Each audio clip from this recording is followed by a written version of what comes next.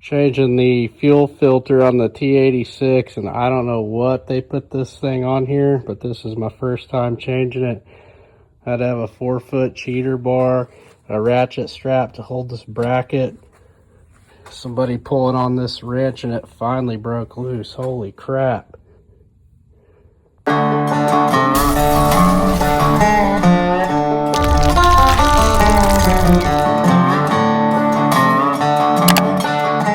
What's going on, guys? Welcome back to the channel. So this video I'm gonna be doing a service on the T86 Bobcat. I'm actually doing the 1,000-hour service, but we're not near 1,000 hours. But if you read in the manual, it's 1,000 hours or yearly on some of this stuff. So we're hitting the 1-year mark. Got this February 10th of 2025. So it's now the 14th. So we're doing the required maintenance here according to the manual. So I'll show you guys what we got going on. So there's quite a few filters you're going to be changing on here at this interval. I'm actually changing the engine oil filter too. So we got the hydraulic fan cooler filter here, or whatever you want to call this. Got that filter we changed. Got the vent here for the fuel tank. That came in the kit. We got a new fuel filter. And this thing was on here insanely tight. Put a new fuel filter on here, new gasket for the fuel bowl. And then we had this little filter right here, this metal inline filter there that we changed so far. And then of course, a new inner and outer air filter. Now I'm getting ready to start working on the hydraulic filter. So I got the case drain, which is going to be real fun to get to, especially if it's on there super tight, which is that white filter back up in there. We got the main hydraulic filter canister there, and it wants you to drain the hydraulic fluid out of the reservoir and replace it.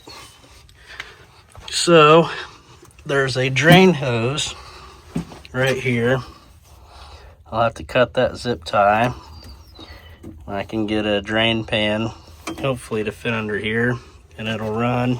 It'll drop this pan and drain that reservoir. Then we got a hydraulic vent. I believe it's right there to change. Came in the kit. And I think that's about it. So let's see if I can get a drain pan under here and start draining this reservoir. Alright, so I got the drain pan under here. They were nice enough to actually make that hose long enough to reach all the way to the front. It's a small hose, so that's going to take a while to drain. So I got her draining. I'm going to go get some pizza. Alright, so I got the reservoir drained. I took that hose off right there, expecting oil to come out, but it didn't. So got that filter broke loose with the filter wrench. I put a plastic Ziploc bag up under there to catch any oil so it didn't make a huge mess. Alright, so I got it loose, sitting in the bag. I'm just going to let that sit there and drain out. Then I'll pull it out of there when it's done. Pretty easy.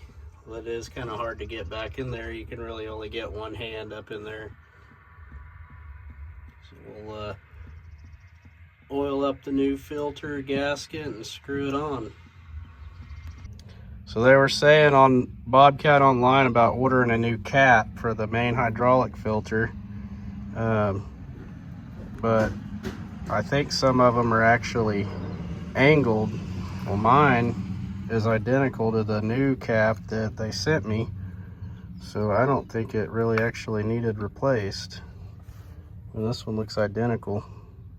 It's flat across the top, so I guess that was $70 or $80 I didn't need to spend, but I guess I got a spare cap now.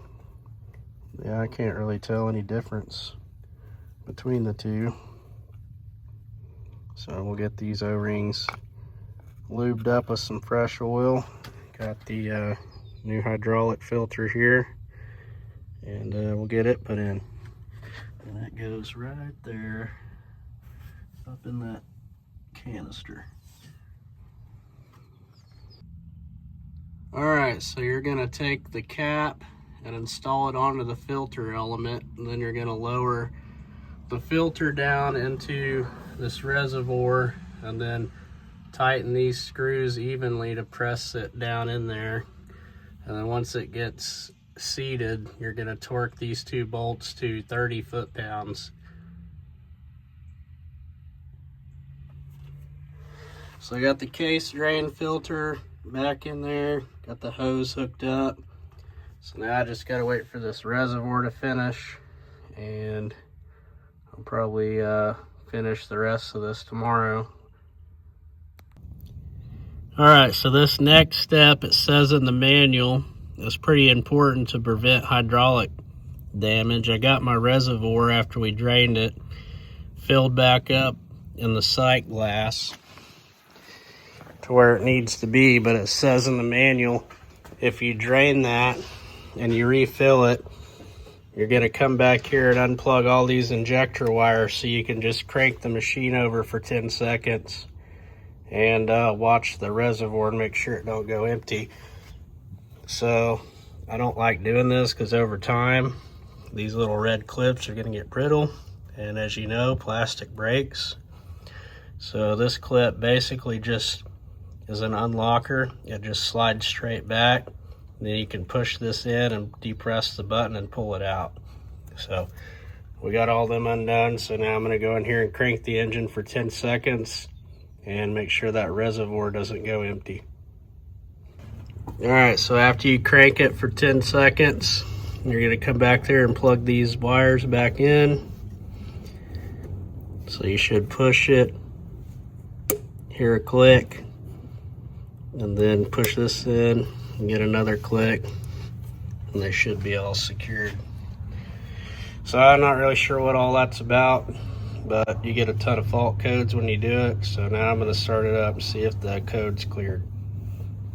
Alright, well, we pretty much wrapped the service up on this. I finished it off by greasing it, and I jacked it up and checked the track tension. I had to adjust both sides just a little bit, but I try to do that about every 50 to 100 hours just to keep from having a track come off, and so far I haven't had one come off. So anyway, thanks for watching the video. Hopefully this helps you if you were working on doing the yearly or 1,000-hour service on a R Series T86. So I'll catch you on the next one.